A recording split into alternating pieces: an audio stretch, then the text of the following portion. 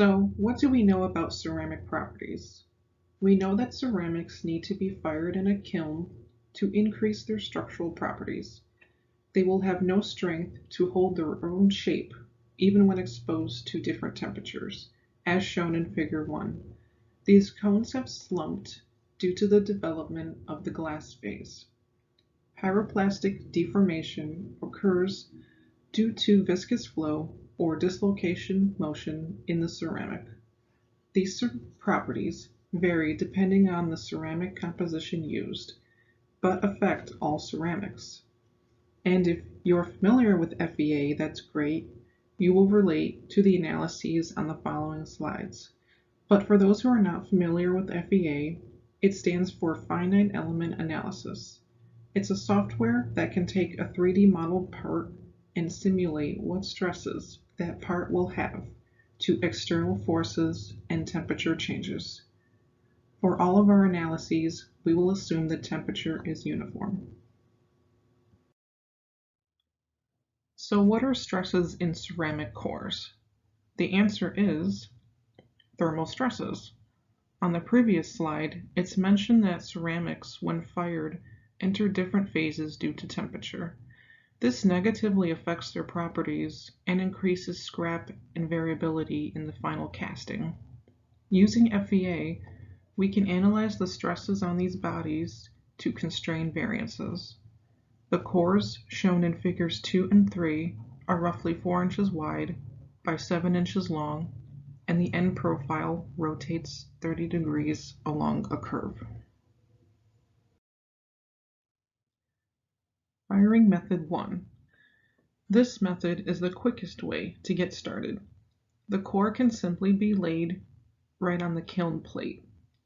The advantages to this orientation are that it's easy to set up, not geometry dependent, and can maximize firing capacity with kiln furniture, shown in Figure 5. In Figure 6, we see the stresses the FEA analysis found. Most of the core is blue, so 0 psi stress, but where the green spots are, mostly at the ends of the channels and corners, shows a higher stress. Firing method 2.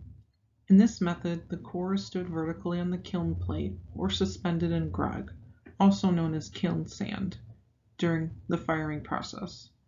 This is shown in Figure 7. The advantages to this orientation are a fast and easy kiln cleanup and a nesting of parts that's maximized to firing capacity. In Figure 8, after the FEA analysis was run, it showed the highest concentrations of max von Mises stresses at the lower end. In this orientation, gravity is causing most of the stress.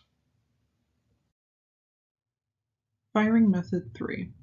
The core is placed on a fully supported profile that matches the part's geometry, as shown in Figure 9. The advantage to this method is because the geometry of the core setter matches the core exactly, it will fully support the part during firing. In Figure 10, nearly all gravity stresses have been removed.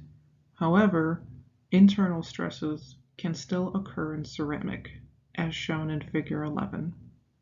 Deformation still occurred because of a buildup of small stresses in the ceramic, causing the upper left corner to be deflected away. The practice of putting the ceramic core in grog or kiln sand with this method could prevent the lifting away, but that's no guarantee. Firing method 4. Our last method is the 3D geometry matched ceramic core setter, where upper and lower core setter blocks are used with 3D matched geometry of the core. Figure 12 shows an added upper ceramic setter where its internal mass is greater than the internal stress. This setter sandwich design uses the force of the upper setter to counteract the internal forces in the ceramic and keep the intended geometry and tolerances while the part is being sintered. This method reduces slumping after repeated firing. a higher tolerance capability of the ceramic setter, and the ability to make complicated geometry to match the ceramic core. I'd like to thank you for your time and for watching this presentation. Blash has been serving the metals and energy and chemical industry for over 40 years. We have expertise in ceramic manufacturing and excellent customer service. Please visit blashceramics.com for more information on products and to submit an inquiry. Thanks and have a great day.